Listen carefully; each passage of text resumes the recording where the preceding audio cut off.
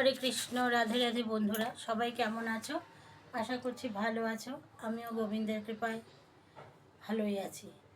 তো যাই হোক, একটু ব্যক্তিগত সমস্যার কারণে একাদশীর ভিডিওটা দিতে পারিনি, সময় হয়ে ওঠেনি।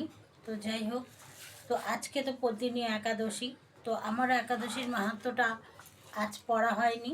তো ভাবলাম যে চলো একাদশীর মাহাত্ম্যটা পড়বই, যখন একাদশীর ভিডিওটা পোস্ট করতে পারিনি, তো চলো বন্ধুদের সঙ্গে একসঙ্গে বইটা মাহাত্ম্যটা পড়াও হবে এবং বন্ধুদেরকেও শোনানো হবে। তো চলো আমরা সকলে মিলে একসাথে এই পদ্মিনী একাদশীর মাহাত্ম্যটা শ্রবণ করি।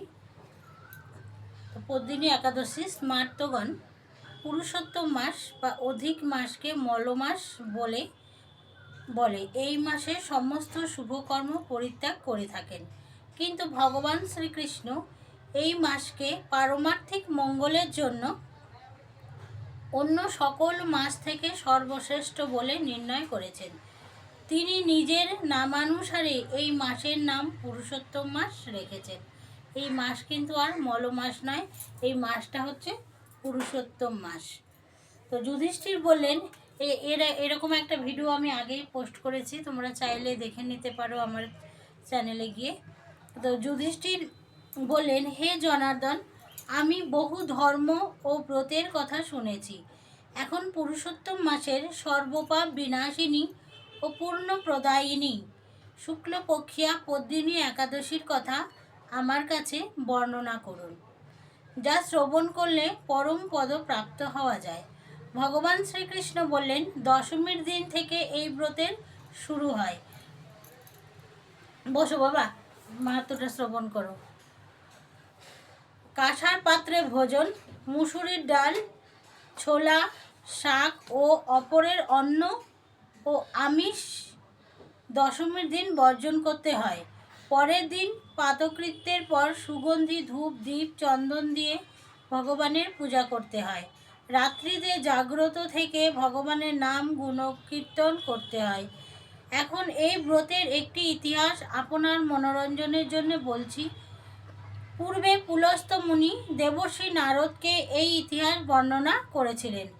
এক সময় রাজা কার্তবীর্য লঙ্কাপতি রাবণকে পরাজিত করে তাকে কারাগারে বন্দি করে রাখে। পুলস্ত্য মুনি রাজার কাছে রাবণের মুক্তির প্রার্থনা করেন। মুনির আজ্ঞায় রাজা রাবণকে মুক্ত করে দেন। এই আশ্চর্যজনক কথা শুনে নারদ পুলস্ত্য মুনিকে জিজ্ঞাসা করলেন, হে মুনিবর, ইন্দ্র সহ সকল দেবতা যেখানে রাবণের কাছে পরাজিত হয়েছিল, সেখানে কিভাবে কার্তবীর্য রাবণকে পরাজিত করল? কৃপা করে তা বলুন। পুলস্ত্য মুনি তখন নারদের কাছে কার্তবীর্যের জন্ম রহস্য বর্ণনা করেন। ত্রেতা যুগে হৈহয় বংশে কৃতবীর্য নামে এক রাজা ছিলেন। মহিষ্মতিপুরে তার রাজধানী ছিল। রাজার 1000 পত্নী ছিল, কিন্তু রাজভার গ্রহণ করার মতো কোনো পুত্র লাভ রাজার ভাগ্যে হয়নি। দেবতাদের আরাধনাতেও সুফল মেলেনি তার। অবশেষে সাধুদের আজ্ঞা অনুসারে বিভিন্ন ব্রত পালন করলেন, তথাপিও রাজা ছিলেন অপুত্রক। মন্ত্রীর ওপর রাজ্যভার অর্পণ করে তপস্যায় যাবেন বলে স্থির করেন রাজা কৃতবীর্য। রানী মহারাজ হরিশ্চন্দ্রের কন্যা পদ্মিনী ছিলেন অত্যন্ত পতিব্রতা। স্বামীর সঙ্গে তিনি তপস্যার জন্য মন্দার পর্বতে গমন করেন। সেখানে তারা 10,000 বছর ধরে কঠোর তপস্যা করলেন, কিন্তু তবুও কৃতবীর্য পুত্র সুখে বঞ্চিতই রইলেন। রানী পদ্মিনী মহাসাধী অনুসূয়াকে জিজ্ঞাসা করলেন, হে সাধী, পুত্র লাভের জন্য আমার স্বামী 10,000 বছর তপস্যা করেও বিফল হয়েছে। এখন যে ব্রত পালনে ভগবান প্রসন্ন হন এবং অতি শ্রেষ্ঠ পুত্র লাভ হয়, এমন কোনো উপায় বিধান করুন। পদ্মিনীর প্রার্থনায় অনুসূয়া প্রসন্ন হয়ে বললেন, 32 মাস অন্তরে 1 মাস অধিমাস বা পুরুষোত্তম মাস আসে। এই মাসে পদ্মিনী ও পরমা দুই একাদশী। এই ব্রত পালন করলে পুত্রদাতা ভগবান শীঘ্রই প্রসন্ন হবেন। অনুসূয়ার নির্দেশে পদ্মিনী পরম শ্রদ্ধায় এই একাদশী ব্রত পালন করলেন। সেই ব্রতে সন্তুষ্ট হয়ে স্বয়ং ভগবান গরুর বাহনে আরোহণ করে পদ্মিনীর সম্মুখে এসে উপস্থিত হলেন। ভগবান বললেন, হে ভদ্রে, আমি প্রসন্ন হয়েছি। পুরুষোত্তম মাসের সমান কোনো মাস আমার প্রিয় নয়। এই মাসে একাদশী আমার পরম প্রিয়। তুমি সেই ব্রত যথাযথ পালন করেছ, তাই আমি তোমার ইচ্ছা অনুসারে বর প্রদান করব।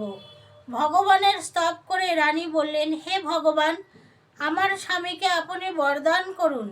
ভগবান তখন রাজার কাছে এসে বললেন, হে রাজেন্দ্র, আপনার অভিলাষিত বর প্রার্থনা করুন। মহানন্দে রাজা বললেন, হে জগৎপতি মধুসূদন, দেবতা, মানুষ, নাগ, দৈত্য, ব্রাহ্মণ আদি কেউ তাকে পরাজিত করতে পারবে না, এমন পুত্র আমি প্রার্থনা করি। রাজার প্রার্থনা অনুসারে বর প্রদান করে ভগবান অন্তর্হিত হলেন। রাজা পত্নীসহ নগরে ফিরে এলেন। যথাসময়ে রানী পদ্মিনীর গর্ভে মহাবলশালী এক পুত্রের জন্ম হয়। মহারাজ কৃতবীর্য পুত্রের নাম রাখেন কার্তবীর্য। ত্রিলোকে তার সমান কোনো বীর ছিল না। তাই দশানন রাবণ যুদ্ধে তার কাছে পরাজিত হন।